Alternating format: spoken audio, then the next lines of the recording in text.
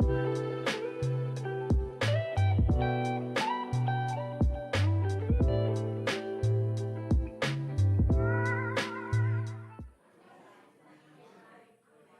right, welcome everyone. We are back at our Civil Rights Conference commemorating the 70th anniversary of Brown versus Board of Education. We have a special presenter today. He is the historian for the U.S. Marshals Service. And I hope I'm not taking anything away from I'm looking at your notes here. The Marshals Service was actually created with Senate Bill Number 1, making it the oldest federal law enforcement agency. So sometimes we think about Marshal Service and we think about the Wild West. We might think about Fort Smith, home to the U.S. Marshals Museum. But there's a lot that they did related to civil rights, in particular school desegregation. So David Turk, historian for the U.S. Marshals, is going to tell us a little bit about that. So welcome him to the stage.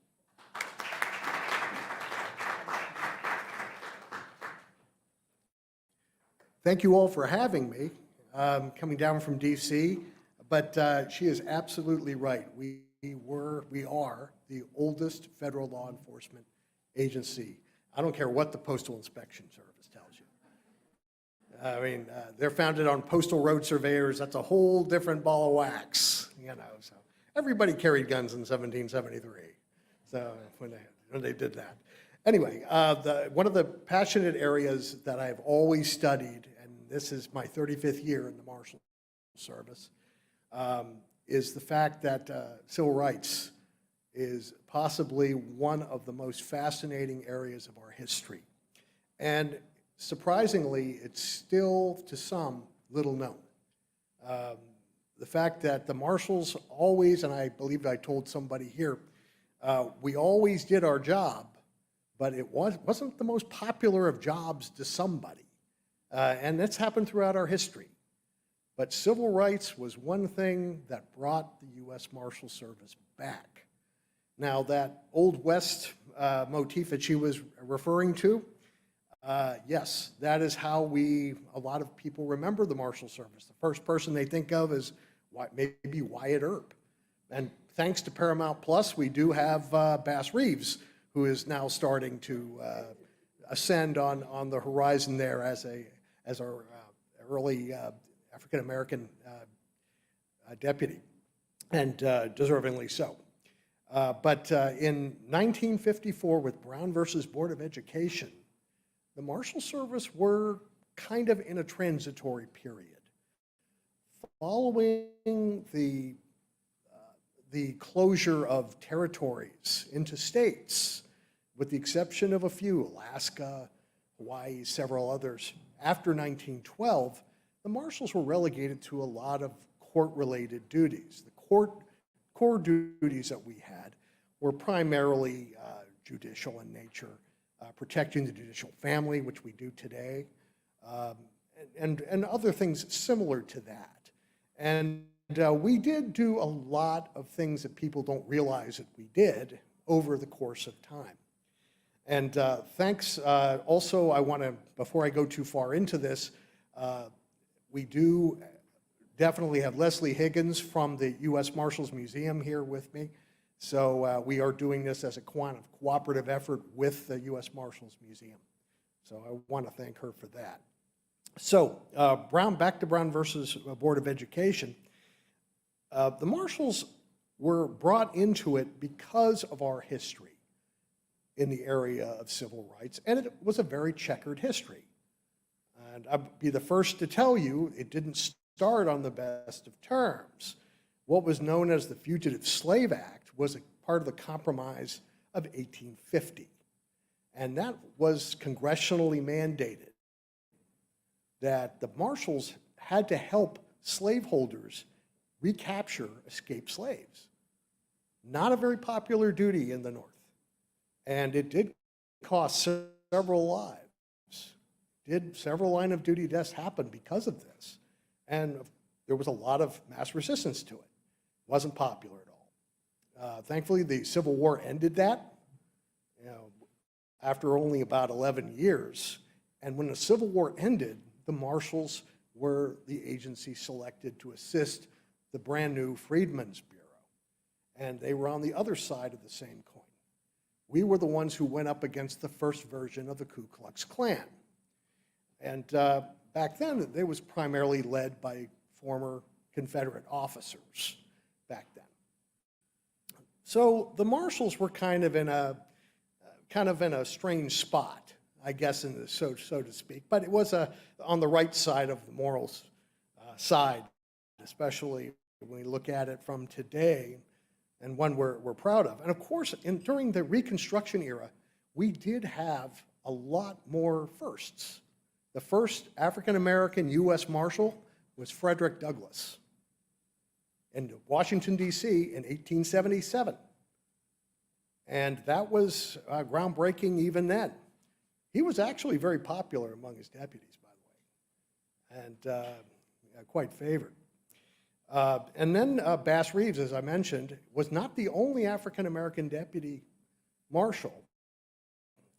In what is now Oklahoma, a lot of folks were hired strictly for need. Race wasn't as big a factor. We had tribal members who were deputy U.S. Marshals, especially during that 1870 through 1912 period. Why do I draw a firm line around 1912? Because that's about the time Oklahoma became a state. And then you had a lot of separate but equal situation. Jim Crow kind of set in there for a time. By then, Bass Reeves had been a 32-year veteran. So that certainly was something. So in 1954, the Marshals were not immediately brought up as an integrating force. That was actually the decision that was made by a completely different thing.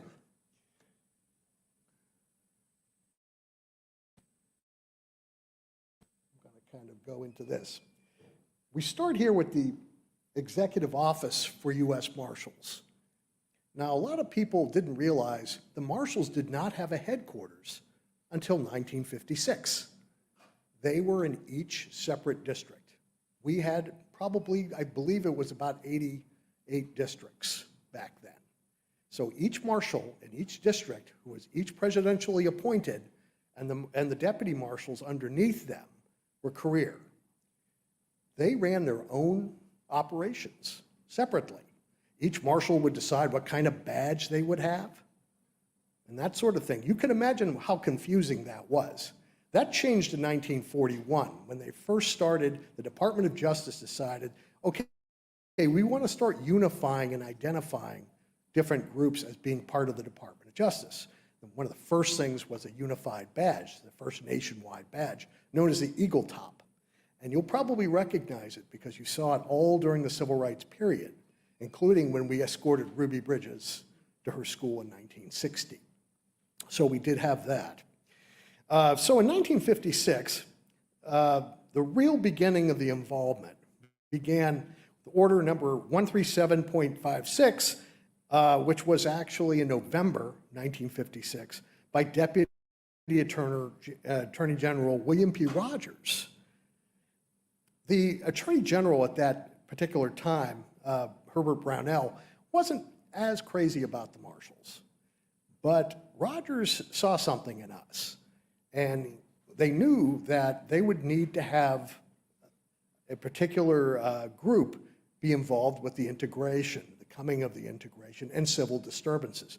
So they started training and started actually creating a small headquarters office. It was located really in the Department of Justice building.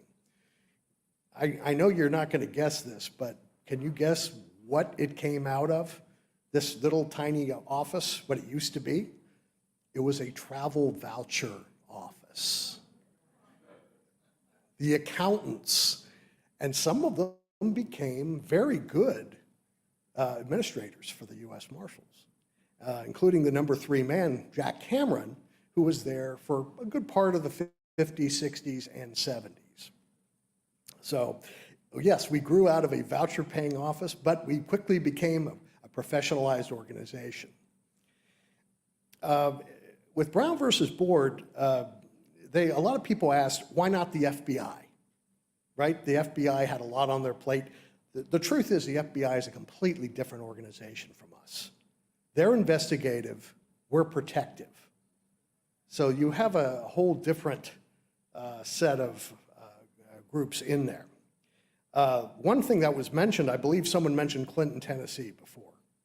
The FBI was involved in investigating that. And somebody noted that the FBI officers spent considerable time tracking down some moonshiners too. And they didn't focus enough on this because they had, different issues to focus on. That's not saying they couldn't do it, but it's saying their focuses were just too widespread. They had too much on their plate. The president himself, President Eisenhower, rejected the idea of the FBI becoming a national police force. So that's why no FBI. So that piece of paper actually started something and coalesced us into a force in which we modernized ourselves. So during this period, 1957, during the first integration of Little Rock, a lot of people say, why weren't the Marshals there? The problem was they started planning for this far too late. They decided that the Marshals really could not get enough people in time. Because remember, each district office was extremely small. What made us exponential is that we would deputize others. We could specially deputize local police, and we often worked with them in order to do our operations. At that particular time, the U.S. Marshal was Richard Beale Kidd, known as Beale Kidd. He was kind of an interesting guy. His father was an elected official. He was actually a teacher at the Arkansas State Teachers and School for the Blind before becoming a U.S. Marshal. So he was quite aware of what was going on and the importance of the educational system here. But he also knew that in 1957, he didn't have any power to draw all the forces he needed in order to integrate the schools at that time. Therefore, President Eisenhower used mainly the National Guard, and I believe it was a specially deputized military forces. That did not work out well. And that was also, there was another problem with that didn't get put up at the time, and that is that you can't use military forces for that. It was part of the Posse Comitatus Act that went all the way back to the days of Billy the Kid. So they had to use civilian forces. So it was which to use. They already decided no FBI, so they turned to us. And we started professionalizing. We started getting our practices. Now, at that time, some of the folks in our ranks at that time were not young. They had been around for 30 years, some of them 40 years. Some of them could not run after anybody, a cat burglar. And one particular deputy who I knew a lot of these from this generation, Bud Staple, in Los Angeles told me that he would rather go out by himself than wake up his partner, who apparently was sleeping. And he said he'd been there since the days of Pancho Villa, that he probably couldn't do anything. So there was a professionalization that went through. We were going through our own revolution at that time. So the idea was to kind of nationalize our agency, to cross-train these gentlemen, get an actual manual together for civil disturbances. We had to prepare for this. So it wasn't an easy thing for us to do. So the established training classes, there were probably a good 30 of them at the time between 1958, 1959. We didn't have a lot of time to prepare because 1958, for the school year, guess who was going to be integrating Little Rock? Us. And Beale Kidd. We had prepared 4 different signs for that. I don't know if the sign, yep, there's one of them right there. we made signs to use, and we deputized probably over about 300 people at the time, and including local police forces, and they weren't all men either. There were ladies as well. One particular one was Gladys Mallet Lucy, who had lived in Little Rock most of her life. She made the who's who of American women twice during this period. But she was a deputy during Little Rock. And there were probably a good number, and we were prepared to go in and integrate the schools. And then the governor shut the schools down. So we had a bunch of signs, we had everything prepared, we had all the credentials done, and I still have them today in our museum today. And our museum does have a couple of the signs, I believe 2 out of the 4. So we do have these, and Beale Kidd's name was on there. So from there, interestingly enough, the Marshals had to kind of move on with that particular mission. We knew this wasn't a one-time thing. We didn't finish our mission in Little Rock, but we had to move on to other school systems, and there were quite a few school systems, some of which you probably never even heard of that we actually integrated. There was literally probably 50 to 60 different systems across the country. Probably the most famous in 1960 was New Orleans. That was an interesting one, and you heard a special speaker here yesterday. I believe one of the McDonough Three was here, and they're wonderful ladies. They'll tell you everything about that particular incident from their point of view. We were integrating 2 different schools at that time. McDonough 19 was one of those 2 schools. The other one was William France. And a young lady named Ruby Bridges was being escorted in that particular school. Everyone else kept their kids out. But her parents, her mother in particular, was insistent. And we promised that we would keep her safe, to get her to school. When she was in school, we would sit in the classrooms. We had 4 squads of 4 different deputies literally everywhere with her. We would try to keep a barricade of a block away from each school, which we worked out well with the New Orleans police. They were fantastic with us. They worked very well with us. And as it turned out, it could have been so much worse. Now, that's not to say things were great. They weren't. The deputies did find that there were several people who tried to get in past the barricades to intimidate the families. The White Citizens Council, they were there. They were mentioning in the last series about the White Citizens Council. We would have to go back up against them multiple times in various situations. And they would always be in the background. And I'm sure the Klan was too. You know, they were there quite a lot. After several weeks, even though we wore the bright orange armbands and so forth, let's see if I have a picture of that. All right, we've already done that. Okay, there we go.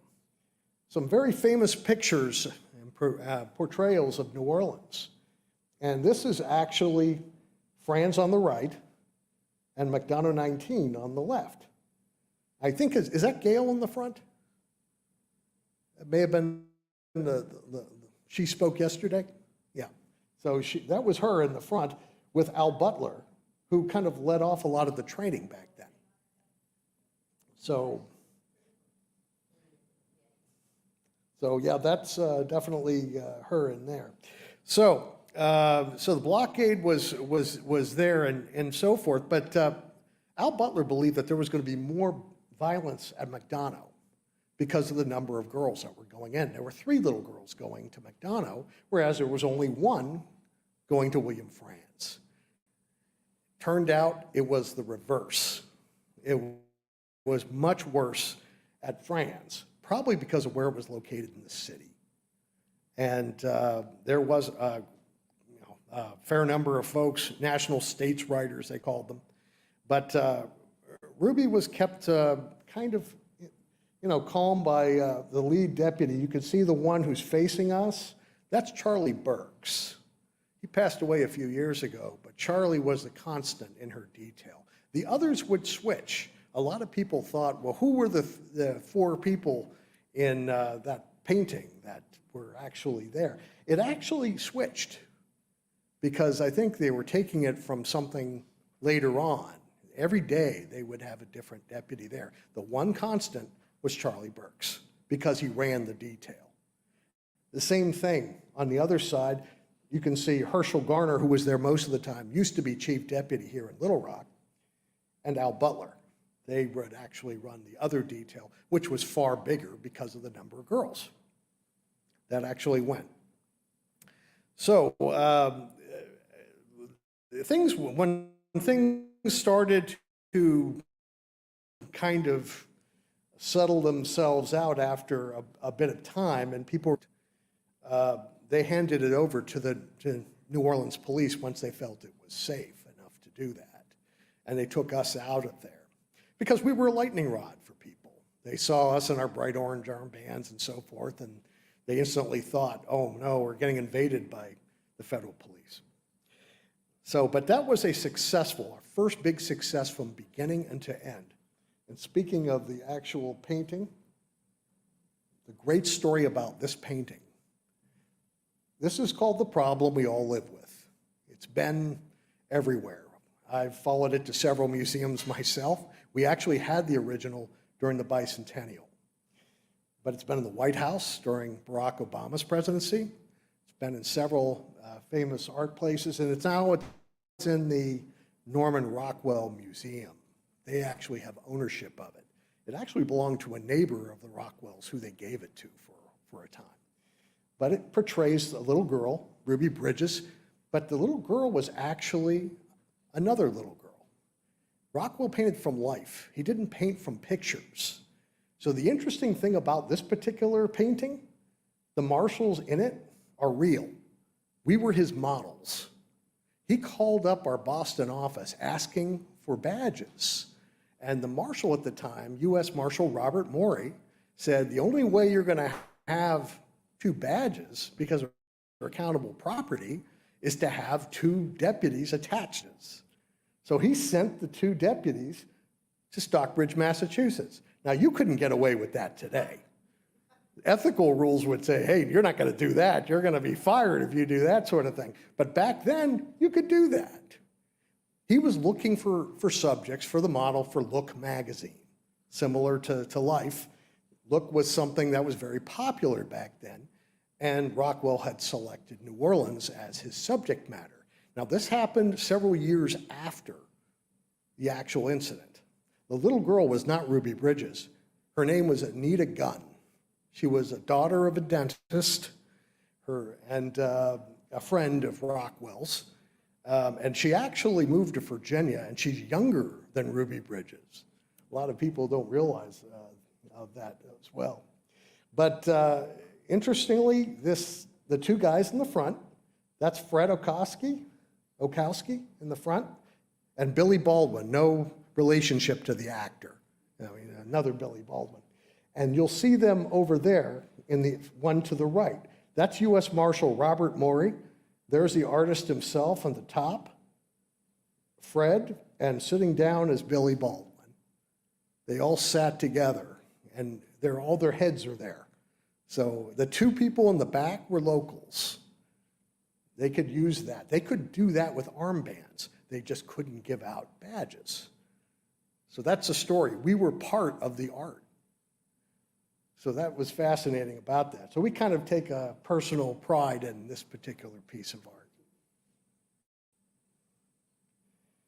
Of course, probably one of the biggest things that we had to deal with Brown versus Board was Ole Miss. 1962, it was considered the worst case scenario. A lot of people call it the last battle of the Civil War, and it pretty much was that. If you asked those folks who were there, they all told me the same thing. They said it was worse than being in war because you were dealing with your own people. And a lot of these deputies were Southerners. some of them from Kentucky and other places, and these white council found them, and they threatened their families. So it was very much very similar to the same intimidation tactics used elsewhere during this particular time. Now, the governor of Mississippi at that time,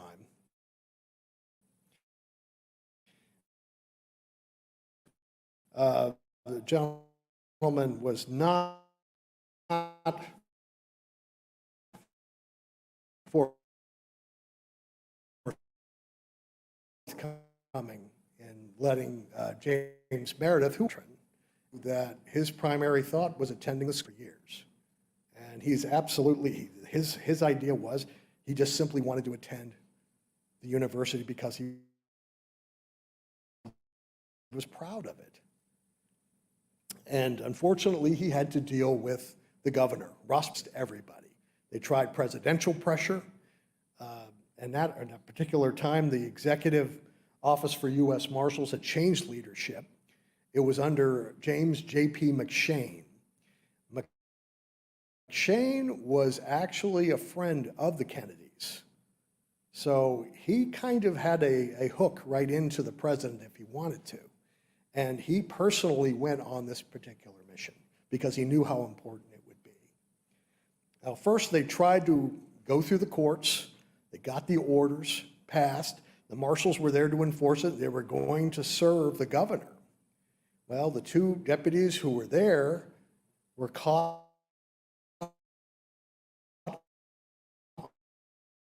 on the steps, literally told, "We're not on our side."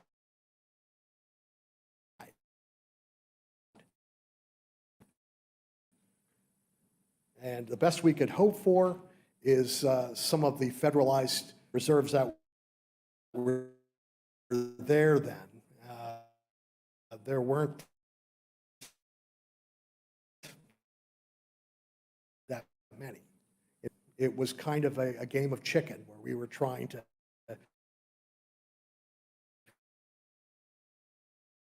was the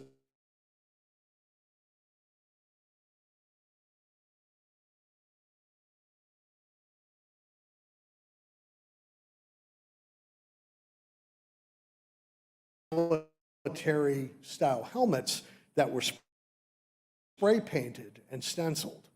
Some were brought from home and some were issued at Millington.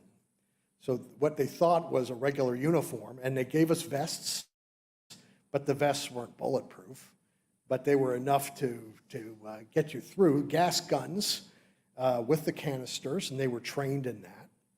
The problem with that particular thing was the gas wasn't particularly effective at all the time. And then the masks that they provided weren't always that effective either as it turned out, because sometimes the gas blew back on them during the incident itself. And they actually didn't have a quote-unquote uniform. They did have pistols. They were told not to use them unless their lives were threatened. There was only one really recorded incident that they had to pull out a gun and actually use it, and that was against a vehicle's tire, not against a human being. So they were specifically told that, or we would simply lose the battle on that alone. So the marshals came in, they trained at a place called Holly Springs, right outside, and on the night of September 30th, when a lot of people were out of town because of a ball game in Jackson, they came into town, literally en masse, surrounded the registration building, and put Mr. Meredith in a dormitory and guarded him.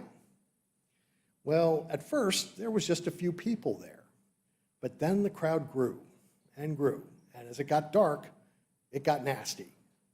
Al Butler, who told me, he said, I had to keep smiling, and they would call me Smiley, but it was a way to kind of disarm the anger that was there. So they were using any weapon they had as a resource, even their own, body language, in order to do that. They did not have to fire the gas until after dark. That was because the crowd started gathering bricks that were near the science building and start throwing them at us. So they started doing that, and we would have to do that, and the crowd would go back for a couple of minutes, and then they would coalesce and come up again. And the crowd seemed to grow. Turned out later on, we found out that the state troopers were simply letting people in. And that was the reason. A lot of what you saw there, yes, there were students there, but the majority of them were not students. There were people from other areas that had heard about this and had come in. So you have a lot of that as well. It graduated from buckshot to kind of homemade Molotov cocktails from the science lab. People would throw a little gas and burn, and it caused burn several of our deputies. But we had 127 of our deputies plus a total of 325 regular deputies and special deputies together to make sure that Mr. Meredith was registered the next day. Well, it got pretty tenuous.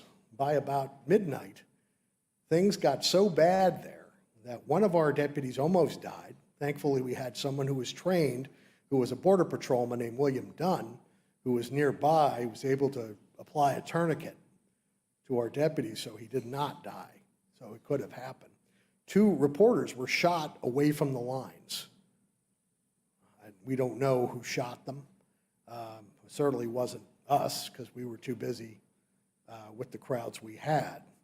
They got increasingly nasty. They sent an ambulance against us.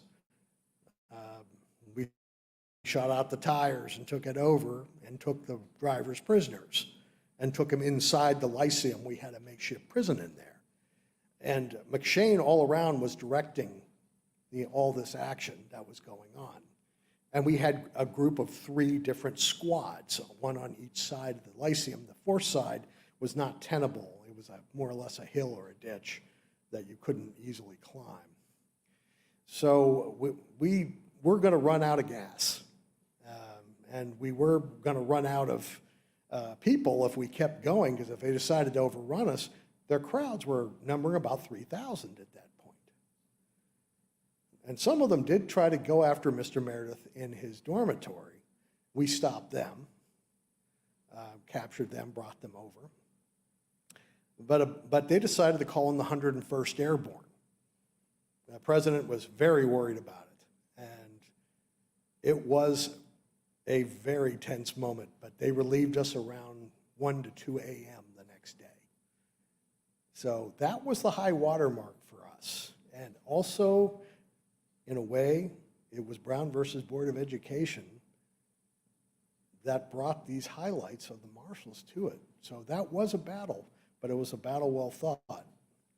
He was registered the next day, and we were there until he graduated in August of 1963, and we kept it there. Nowhere else did we run into that kind of opposition than there. So I know that's a long-winded story, but it's one worth talking about. I was involved with a lot of the anniversary events, the 40th and the 50th. Fortunately, there's not many of them left, but they all told me the same thing. They're all very proud of what they did. And some of them did meet Mr. Meredith in person. So that was a wonderful event.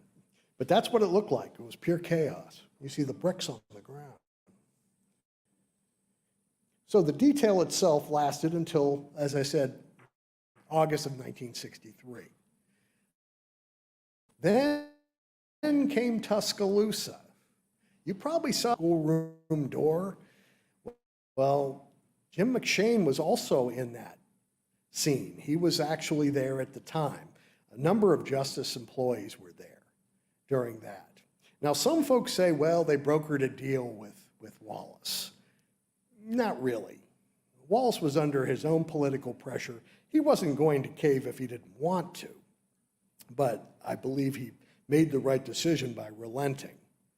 And he actually did remove himself without any kind of violence that happened that was similar to what we had there in Oxford. But we had to succeed after that. See if they were. Unfortunately, I didn't have any pictures of the Wallace schoolroom door. That wasn't under copyright, so I couldn't put those in. But certainly, that was June 11th, 1963, that happened. But we were there until early 1964 with a protective detail for the two people that they had integrated in there, Vivian Malone and James Hood. Mr. Hood was the subject of an intense scrutiny campaign, and he literally dropped out in August under pressure. The department did not want him to, but he felt he could not handle the constant bantering because he was under all kinds of pressure. They were burning crosses in his, I think, a golf course that he regularly visited. It was a pretty intense thing. Vivian Malone, on the other hand, she was longer term, and she was a tough cookie. I didn't learn until a couple years ago that she was a cousin of former Attorney General, the former Attorney General. That was fantastic to know. I didn't realize that. But she actually endured a bombing attempt in November, and they were trying to draw us down at that point. They wanted us to hand over her detail to the local police. After that, we hung around a while. So we stayed until January 1964, and then the detail was lifted then. Now, we were involved in other things aside from desegregation in the 60s, such as Selma. We were involved in protection on things like that, the Freedom Riders as well, and those had nothing to do with Brown versus Board. But our main crux was Brown versus Board, and it didn't end in the 60s. In the 1970s, we were involved in protecting the busing operations that took place in primarily 1974 through 1976, and probably the biggest was Boston. Thankfully, at that particular time, we were more specialized, and we were further along in our development professionally. They were using members of what was called the Special Operations Group. These were specially trained folks for incidences like this that we drew from across the country. And in 1975, we were involved with it was some pretty tense moments in Boston, but it turned out there was only one incident where a deputy was actually attacked. And that was by a youth, I believe, and they actually took care of that in court. Now, one of our other incidences with this was in Louisville, Kentucky, in which the actual judge who instigated the order, who actually ordered the busing done, he ended up getting a very, very bad gift in the mail, and it's actually an exhibit at the museum. It's a roll of toilet paper. So yes, they went after the judges too, but it was primarily the parents that they had to deal with at that particular moment. But again, not bad under the circumstances. 22,000 children were bused at that particular time.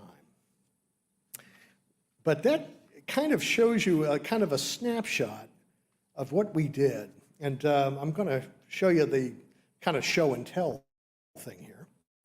This is one of the armbands that were worn during the busing period. I was going to arm the other orange armband that was used during the civil rights movement, but this is actually used during this particular period. So 1975, we stopped using these for a time, but it's less seen than the other ones. So I wanted to kind of bring that out. So anniversary-wise, we have been involved in a lot of these, particularly the 40th and 50th anniversaries. We had 36 deputies and their families at the 40th anniversary of Ole Miss, and the entire Meredith family. And it was wonderful to see that. Plus, we have been to others as well for the New Orleans anniversaries, which we've been to New Orleans ourselves. I believe Leslie's been to a few of these. And we've actually been involved with those with the McDonough Three as well, who have their own music in New Orleans. Okay, that's all I had as far as my presentation. Now, do you all have any questions? I know there must be a lot. If I didn't confuse everybody to death. Yes, ma'am. Sure, sure.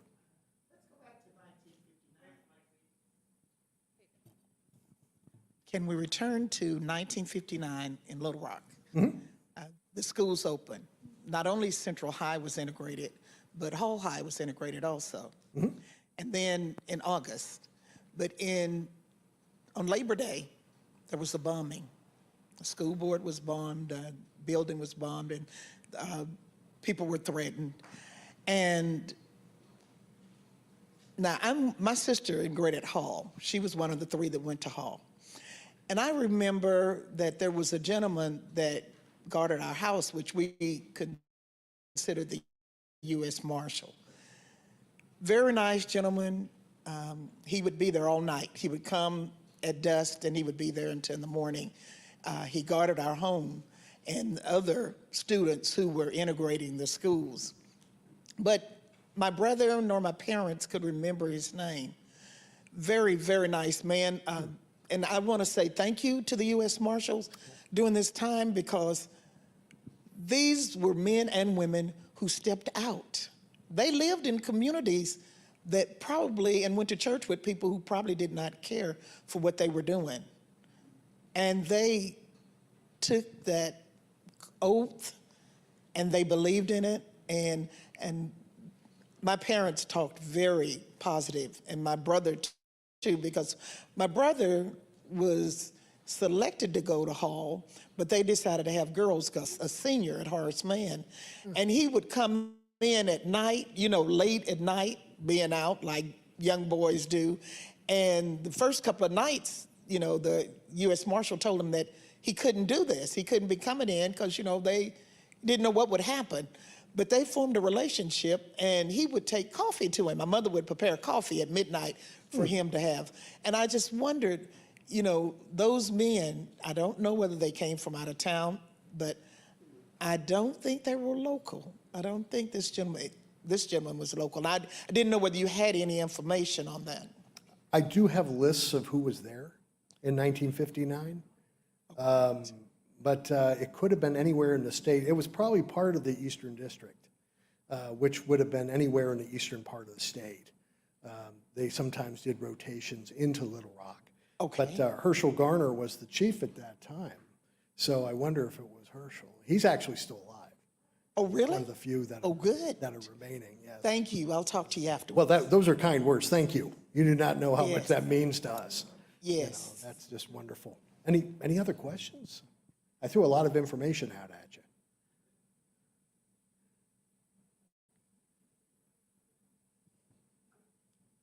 So can you talk more about the Civil Rights Act of 1957, when it gets signed by President Eisenhower during the story of Little Rock, was there not a provision in it that got taken off the bill that got to his desk that would have allowed U.S. Marshals to come to Little Rock, but it got removed in the...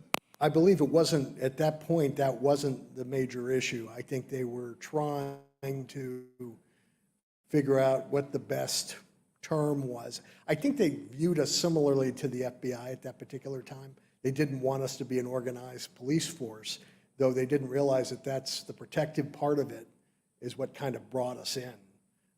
And by the late that year, they had decided, oh yes, they can do it, but it was far too late for the beginning of the school year.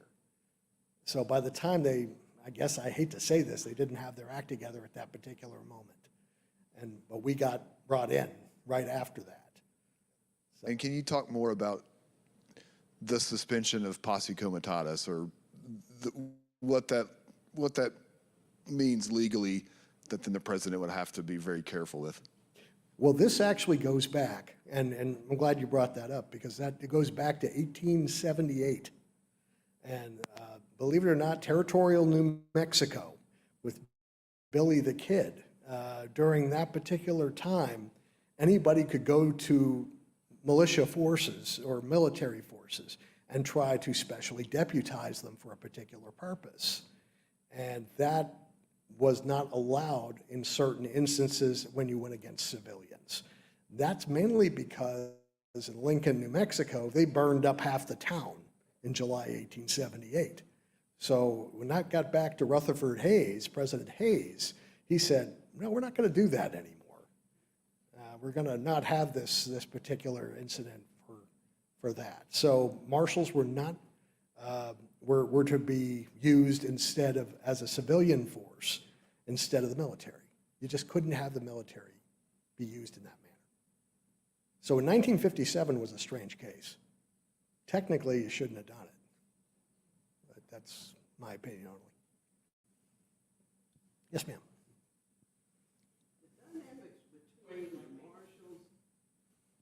The dynamics, can you speak to elaborate on the dynamics between the marshals and the state police and local police? I heard you mention that in the riot in Mississippi, how some of the state police. Thank you for this, because I've been in the museum for a meeting but haven't actually been through the museum and didn't really understand that old structure. Mm-hmm. Was that issue challenging just in when you're talking about integrating the schools, or was it as a whole when the marshals came in, it was a whole different, or was it challenging? So. That's actually a very good question. Yes, it varied with the location, and it also varied with the level.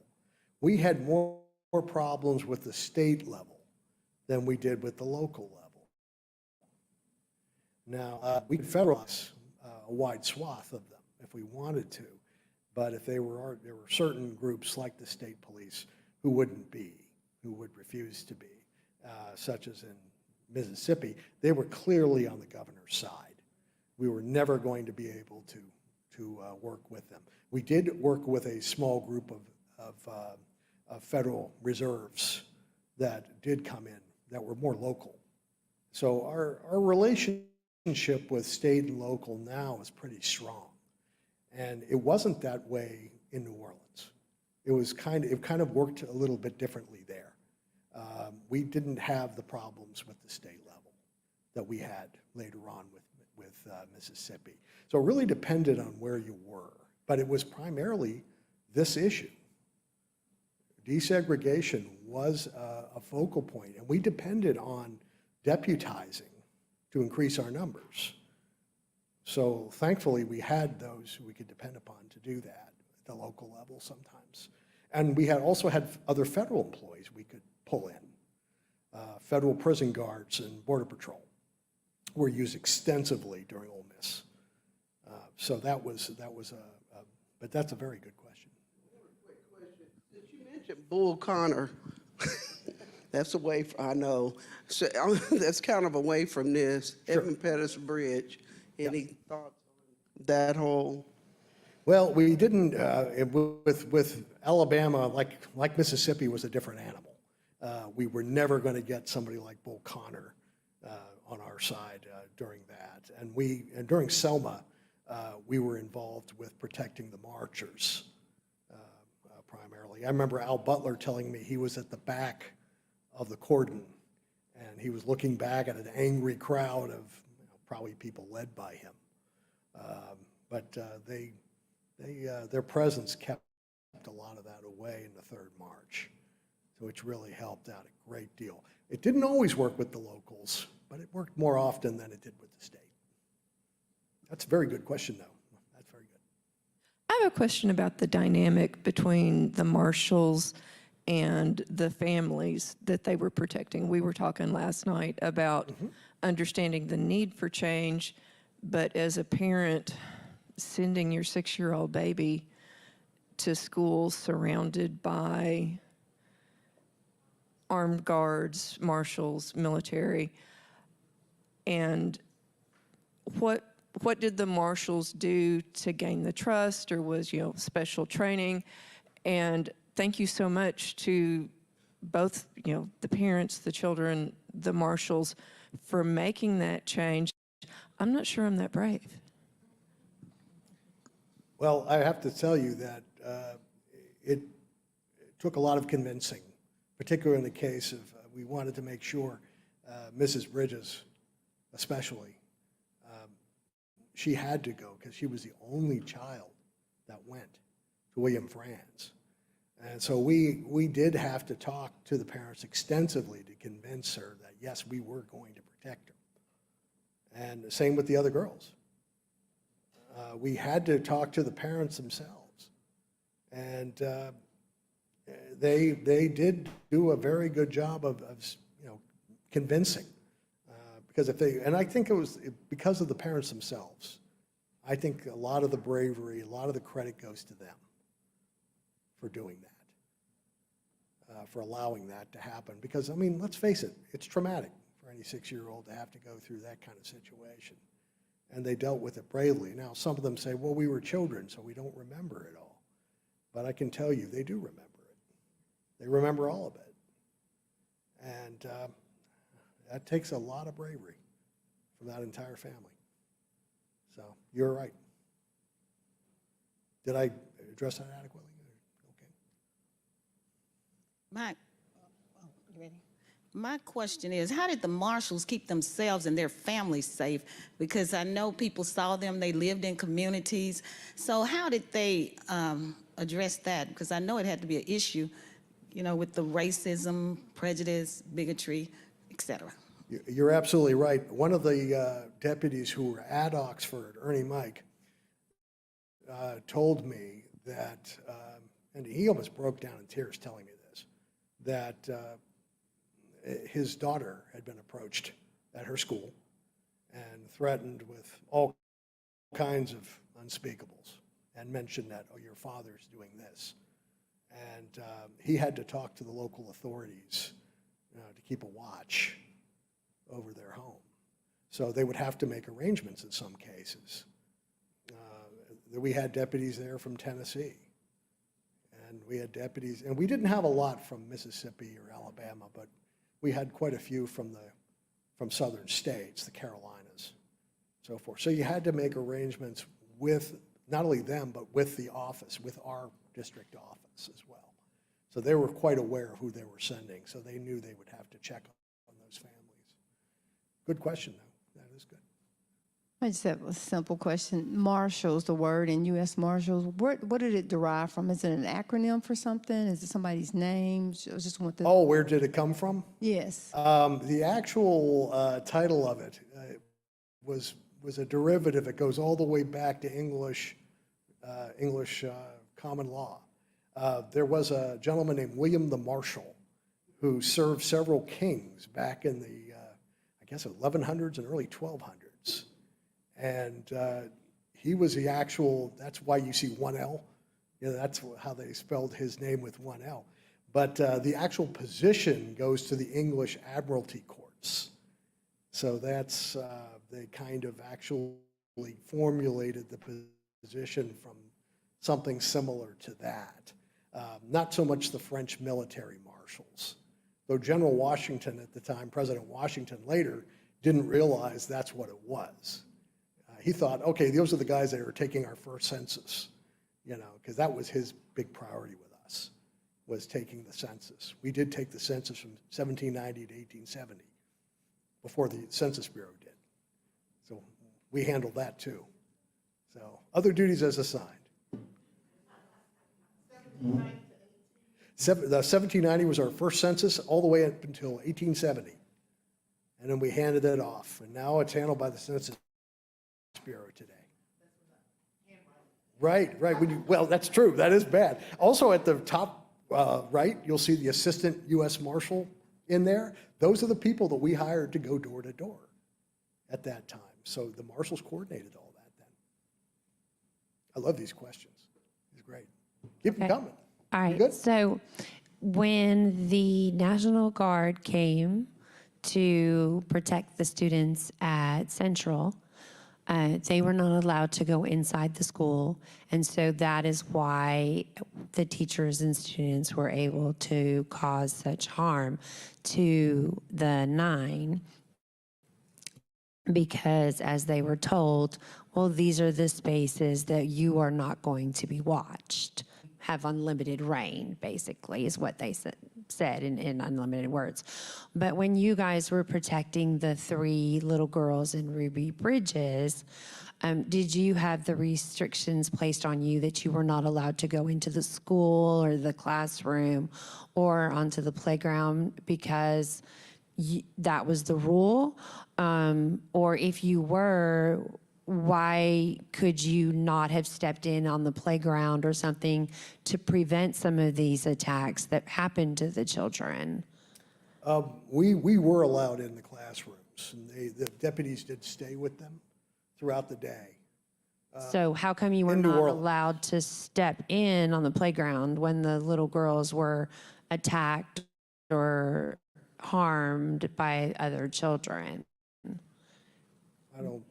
I'm not sure. You're talking about Little Rock, or are you talking about New Orleans? In New Orleans, like the stories we heard last night that, you know, one of the little girls had been hit in 4th grade. Yeah. Was she under our detail? I'm wondering. It doesn't. Were you, was Oh, after we were gone? gone, yeah. Oh, okay. They were already gone, okay. Yes. So, but if that had happened when you were with her, would you have been able to step in Yeah. and take her out of harm's way? Definitely. That detail was portal to portal, which means we stayed with her from the beginning to the end. So if anybody had done anything like that with us being around, yes, we would have been able. So if she had been on the playground and a young child had harmed her, Right. you would have been able to pull her out? Oh, yes. Yes, and we. That was just a curious question because, you know, in Little Rock, that was different. They couldn't go into the school with them. Correct. Yeah, it was a whole different situation with Little Rock, which is why it effectively ended, you know, once the governor closed the schools. So, yeah, that's still, I didn't realize that story happened, but must have happened after we. So do you think more, do you think had been allowed to be next to their persons and in the classrooms, do you think less harassment and harm would have come to the students if that had been allowed? I believe so. I think at that particular moment, it was necessary for the deputies to be there, especially for that first couple of weeks. Do you think it would have been the same in Little Rock? I believe so, yes. I believe it would have helped. It certainly would have maintained, I think, had the governor been cooperative, you know. All right. I think we are right at 2:30. Any last questions? I've checked the chat. Did not see any in the chat. All right, so why don't we give David a nice round of applause.